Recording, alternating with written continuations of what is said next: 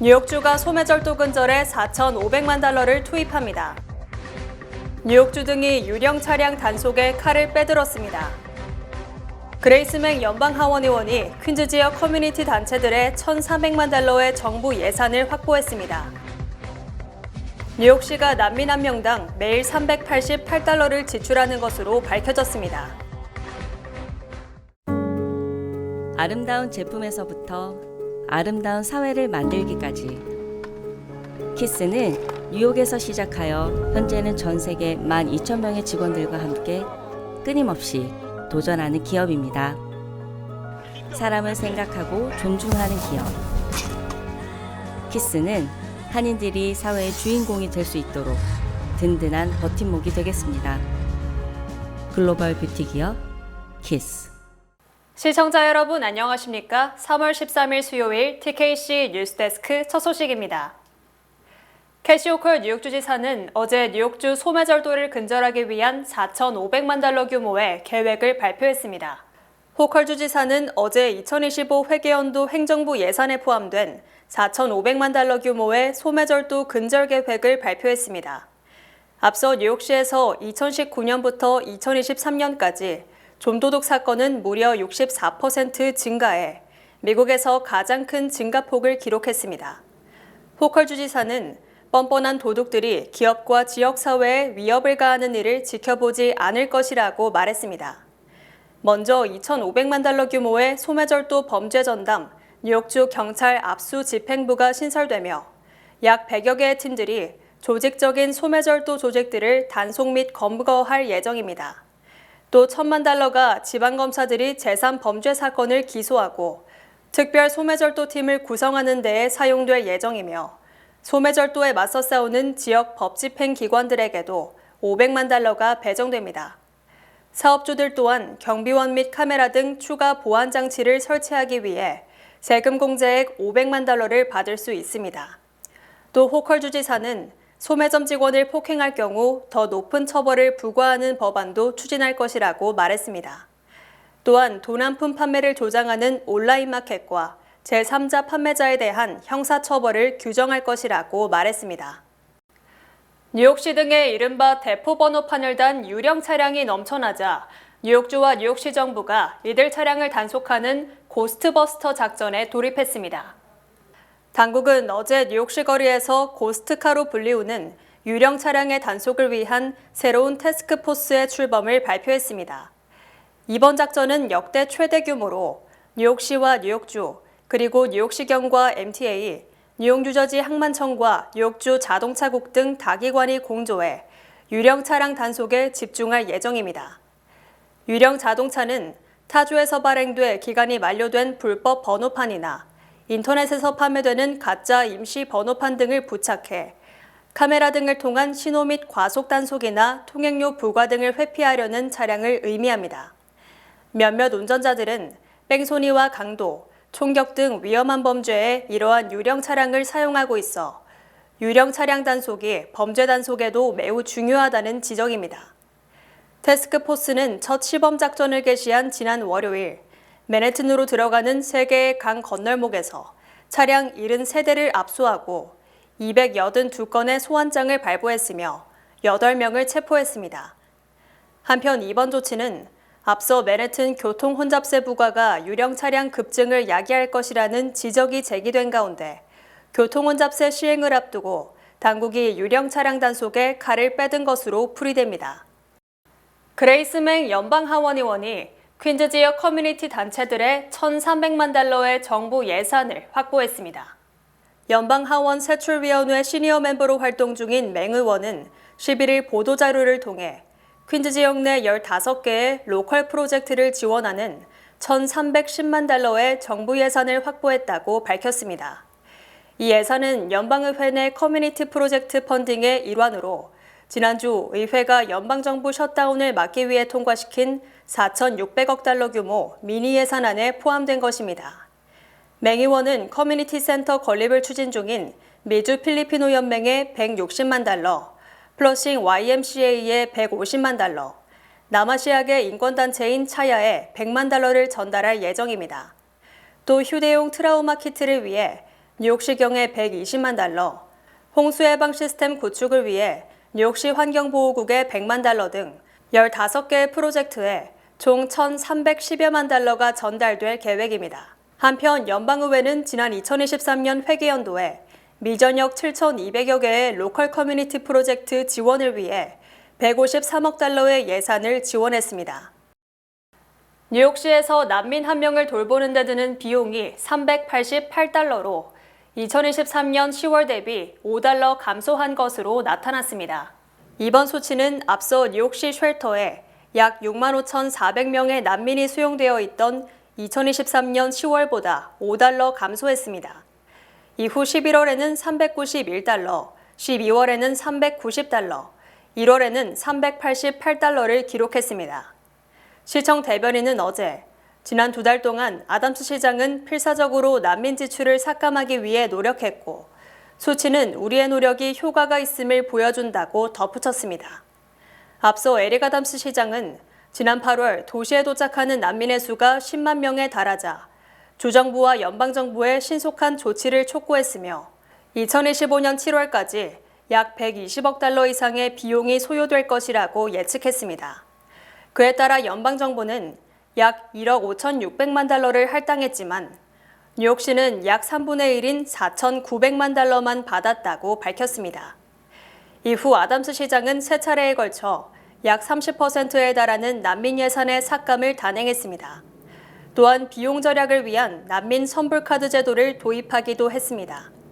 이러한 저축 조치를 바탕으로 시청은 현재 난민들을 보호하는 데 드는 평균 일일 비용이 2024 회계연도에 386달러에 도달하고 2025 회계연도에는 352달러로 더 낮아질 것으로 예측하고 있습니다. 중앙선거관리위원회는 4월 10일 총선 재외선거 유권자 수가 총 14만 7,989명으로 확정됐다고 밝혔습니다. 중앙선관위가 12일 발표한 내용에 따르면 이번에 확정된 유권자 중 한국에 주민등록이 돼 있는 국외부재자는 11만 9,897명, 주민등록이 돼 있지 않거나 말소된 재외선거인은 2만 8,092명입니다. 이번 재외선거 유권자 수는 지난 2022년 제20대 대통령 선거 때보다 34.6% 줄었습니다. 2020년 제21대 총선과 비교하면 14% 감소했습니다. 재외선거 유권자를 대륙별로 보면 아시아 지역 거주자가 51.2%로 가장 많았고 미주 거주자가 31.5%, 유럽 거주자가 13.3%로 뒤를 이었습니다.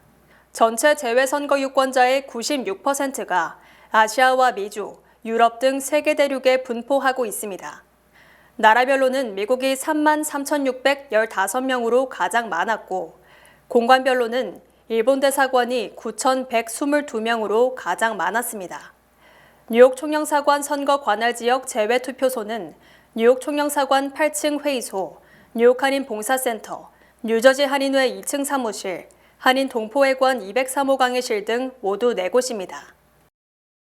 연방하원이 오늘 압도적인 표차로 틱톡 사용을 제한하는 틱톡 금지법을 통과시켰습니다. 연방하원은 13일 전체 회의 표결을 통해 찬성 352표, 반대 62표로 틱톡 금지법을 통과시켰습니다. 이에 따라 틱톡 모회사인 바이트댄스가 자회사인 틱톡을 165일 안에 매각하지 않으면 미국 내 앱 시장에서 유통이 금지됩니다. 틱톡 모회사가 중국 기업인 만큼 소셜미디어 이용자 개인정보를 공산당에 넘길 수 있다는 우려에서입니다. 연방상원으로 바통이 넘겨진 틱톡 금지법이 통과될지는 미지수입니다. 앞서 틱톡은 중국 모기업을 바꾸도록 강제하는 법안이 연방의회를 통과하면 모든 법적 대응에 나서겠다고 밝힌 바 있습니다. 또 한 소식통은 틱톡 모회사 바이트댄스가 틱톡을 매각하는 것은 최후 수단이며 중국 정부의 승인을 받아야 하는 사안이라고 전했습니다. 어제 조지아주 등의 경선에서 바이든 대통령과 트럼프 전 대통령이 압승함으로써 두 사람 모두 민주와 공화당 대선 후보 지명에 필요한 대의원을 확보, 경선에 마침표를 찍었습니다. 바이든 대통령은 어제 조지아주 민주당 프라이머리에서 승리했습니다. 바이든 대통령은 전체 대의원 3,932명의 절반을 넘겼으며 미시시피와 워싱턴주에서도 압승해 2,000명 이상을 확보하며 민주당 대선 후보가 됐습니다. 미니 슈퍼 화요일로 불렸던 어제, 조지아주와 미시시피, 워싱턴과 하와이주에서 경선이 진행됐고 북마리아나 제도와 해외 거주자 프라이머리도 진행됐습니다. 어제 선거에서 니키 헤일리의 사퇴로 단독 후보가 된 트럼프 전 대통령도 대선 후보 지명에 필요한 매직 넘버 1215명을 돌파, 조기에 대선 후보 자리에 올랐습니다. 이에 따라 민주당은 오는 8월, 공화당은 오는 7월 전당대회를 열지만 대통령 후보를 확정하는 요식적인 절차에 그칠 것으로 전망됩니다. 특히 리턴 매치가 조기에 확정되면서 헤일리 대사 사퇴 시점으로부터 11월 5일까지 244일간의 마라톤 본선 선거운동을 치르게 됐습니다. 기밀 유출 수사와 관련 바이든 대통령이 장남 사망, 부통령 퇴임 시기 등을 제대로 답변하지 못하는 진술서 전문이 전격 공개됐습니다. 로버트 허 특검은 어제 연방하원 법사위원회에 바이든 대통령에 대한 기밀 유출 대면 조사 속기록 전체를 공개했습니다. 기록에는 바이든 대통령이 제대로 대답하지 못하는 모습이 그대로 담겨 있어 바이든은 또 한 번 큰 타격을 입게 됐습니다. 이 조사 속기록에 따르면 바이든 대통령은 기밀 문서를 언제 어떤 경로로 유출했는지에 대해 기억이 나지 않는다, 전혀 모르겠다는 답변을 반복했습니다. 특히 큰 논란이 됐던 장남 보의 사망과 관련해 보가 몇 월 달에 죽었더라 하면서 잘 모르겠다, 아들이 파병됐고 죽어가고 있었는데 언제더라라며 헷갈려하는 모습을 보였습니다. 이때 바이든 대통령 측 변호사가 2015년이라고 말하자 바이든은 보가 2015년에 죽었나라고 반문한 것으로 드러났습니다. 또 트럼프 대통령 당선 시점, 자신의 부통령 퇴임 시점 등에 대해서도 명확히 답변하지 못했고 2009년 아프가니스탄 문건과 관련 내가 그때 부통령이었나라며 헷갈려 했습니다. 어제 5시간에 걸친 대면 조사 속기록이 전면 공개되면서 로버트 허 특검이 지난달 수사 결과 발표 당시 바이든 대통령은 기억력이 나쁜 노인이므로 불기소 처분이 마땅하다고 밝힌 것은 합당한 처분임이 입증됐습니다. 반대로 바이든은 그 같은 사실이 낱낱이 드러나 고령 논란이 더욱 거세질 것으로 예상됩니다. 기밀 유출 수사 결과 보고서에 바이든 대통령의 기억력 한계를 지적한 로버트 허 특검이 어제 의회 청문회에 출석, 차분한 모습으로 증언해 청문회의 승자라는 평가를 받았습니다. 허 특검은 어제 연방하원 법사위원회 청문회에 출석, 정반대의 이유로 목소리를 높이는 민주공화 양당 의원들의 틈바구니에서 조금도 동요하지 않고 차분한 모습으로 증언해 눈길을 끌었습니다. 허 특검은 증언에서 바이든을 겨냥한 당파적 공격이라는 민주당 의원들의 주장을 정면으로 반박했으며 기밀 유출 증거가 있음에도 바이든을 기소하지 않은 것은 잘못이라는 공화당의 비판에도 불기소의 사유가 충분하다며 선을 그었습니다. 허 특검은 당파적인 정치는 내가 하는 일에 어디에도 있을 자리가 없다며 정치와 무관함을 강조했습니다. 허 특검은 회의적인 배심원단을 설득시키려는 베테랑 검사의 모습을 보였으며 느긋하면서도 단호하게 단조롭고 사무적인 말투로 흥분한 여야 의원들을 압도했습니다. 이에 대해 뉴욕타임즈는 허 특검은 의원들 앞에서 비판자들을 달래려 하지 않았다고 평가하고 답변이 아슬아슬하게 균형을 맞추려 했고 치밀했다고 분석했습니다. 뉴욕타임즈는 허 특검의 법무부 재직 당시 동료들은 허 특검이 스트레스가 많고 위험함이 큰 상황일수록 더욱 냉철해지는 인물이라고 평가했다고 전했습니다. 정치 전문 매체 더힐은 허 특검이 바이든과 공화당을 상대로 청문회에서 승리했다며 유일하게 확실한 승자로 진지하고 침착했으며 실수하지 않고 특정 정파를 편들지 않았다고 강조했습니다. 트럼프 전 대통령이 자산 부풀리기 항소와 관련 약 4억 5천만 달러에 달하는 공탁금을 줄여달라고 요구했으나 뉴욕주 검찰은 이에 반대하는 입장을 밝혔습니다. 레티샤 제임스 뉴욕주 검찰총장은 공탁금 전액을 맡기는 게 불필요하다는 피고 측의 주장을 받아들임으로써 발생하는 이익이 없다며 트럼프 전 대통령이 항소를 하려면 배상 판결액 전액을 공탁금으로 법원에 납입해야 한다고 강조했습니다. 이에 앞서 트럼프 전 대통령은 지난달 자산 부풀리기 재판에서 4억 5,400만 달러의 패소 판결을 받음에 따라 항소를 위해 전액을 기탁해야 하자 이 돈을 마련하려면 큰 손실을 떠안고 부동산을 긴급하게 매각, 돌이킬 수 없는 피해를 입는 만큼 공탁금을 4분의 1로 줄여달라고 요청했습니다. 트럼프 측은 뉴욕주에 등록된 은행이 3년간 트럼프 전 대통령과 그의 사업체에 대출을 못하게 한 법원 결정도 공탁금 마련을 힘들게 하고 있다며 선처를 호소했습니다. 하지만 레티샤 제임스 검찰총장은 트럼프 측의 부동산 매각 손실 주장에 대해서도 현재 경제 여건상 피고 측의 부동산이나 다른 비유동 자산의 가치는 항소심 진행 기간에도 현저하게 하락할 수 있으므로 매각에 따른 손실 주장은 근거가 없다고 비판했습니다. 한편 트럼프 전 대통령은 지난 8일 성추행 명예훼손 피소로 8천만 달러 이상의 배상 판결을 받자 보증보험 증권을 끊어 이 공탁금을 납부하고 항소를 제기한 상황입니다. 주요 단신 전해드립니다. 연방상원의원에 도전하고 있는 엔드게임 연방하원의원이 지난 11일 머서 카운티 민주당 당원 투표에서 2배 차로 승리, 지금까지 투표가 실시된 11개 카운티 중 7개를 휩쓸었습니다. 한국 최대 항만인 부산항만공사와 뉴욕 뉴저지 항만공사가 어제 아시아와 북미를 대표하는 항만으로서 자매항 협약을 체결했습니다.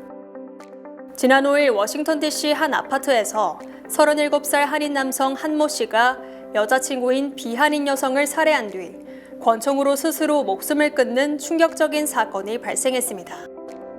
코로나19가 극에 달했던 2020년부터 2021년 사이 미 전역에서 하루 평균 488명이 과도한 음주로 사망한 것으로 집계됐습니다. 현재 미국에 시판 중인 자율주행 차량 14개 모델에 대한 테스트를 한 결과 1개만이 적합 판정을 받았고 2개는 적합에 가까운 수준인 반면 11개는 불량이라고 고속도로 안전보험협회가 밝혔습니다. 지난달 롱아일랜드 레일로드 정시 운행률이 96.3%를 기록, 지난 12년간 2월 정시 운행률로는 사상 최고치를 기록했고 메트로노스는 지난달 정시 운행률이 99.3%에 달했습니다.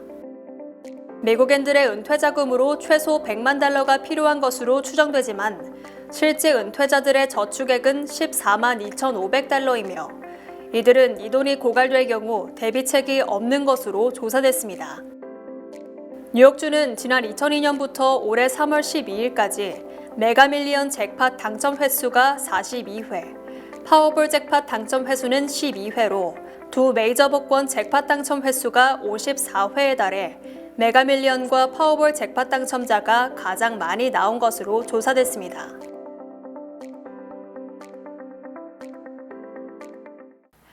날씨 전해드립니다. 목요일인 내일은 대체로 맑겠습니다. 낮 최고 기온은 68도, 최저 기온은 51도입니다. 해 뜨는 시간은 7시 7분, 해 지는 시간은 7시 2분입니다. 이상으로 주간 날씨와 세계 날씨 전해드립니다.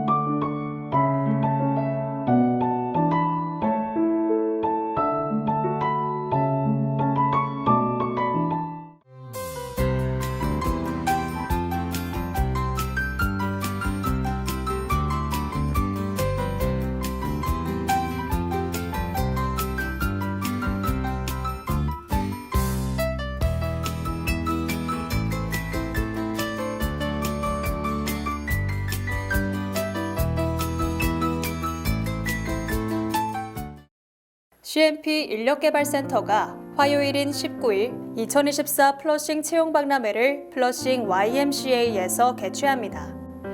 뉴욕시 정부 기관들과 헬스케어, 비영리기관, 서비스 직종 등 40여 개 기업 및 기관이 채용박람회에 참가합니다. 플러싱 채용박람회는 무료 박람회이며 입장 시 참가자들은 단정한 인터뷰용 복장과 20장 미만의 이력서를 지참할 것을 권장합니다. CMP 채용 박람회는 오는 19일 화요일 오전 10시부터 오후 3시까지 진행되오니 많은 참여 부탁드립니다. 중앙선거관리위원회에서 재외선거를 위한 핵심 정보를 알려드립니다. 투표소 입장 후 신분증을 제시하고 본인 확인 후 투표용지 수령 확인기에 서명 또는 손도장을 찍습니다.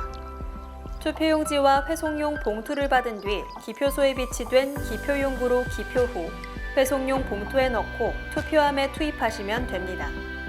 3월 27일부터 4월 1일까지 실시되는 제22대 국회의원 재외선거에 여러분의 소중한 한 표를 행사해 주시기 바랍니다. 한국에 가신다고요? 한국에서 오셨다고요? 유니온 전당포에 오셔서 쇼핑도 하시고 경비도 벌어 가세요. 롤렉스, 카르티에, 구찌, 다이아가 박힌 보증서가 있는 각종의 보석들이 기다리고 있습니다. 한번 오셔서 구경도 하시고 상담도 받고 눈으로 직접 보세요. 소자본으로 보석상을 운영하고 싶으시면 유니온 전당포를 찾으세요. 전화 718-461-8949. 이상으로 3월 13일 수요일 TKC 뉴스데스크 여기서 마치겠습니다. 시청해주신 여러분 고맙습니다.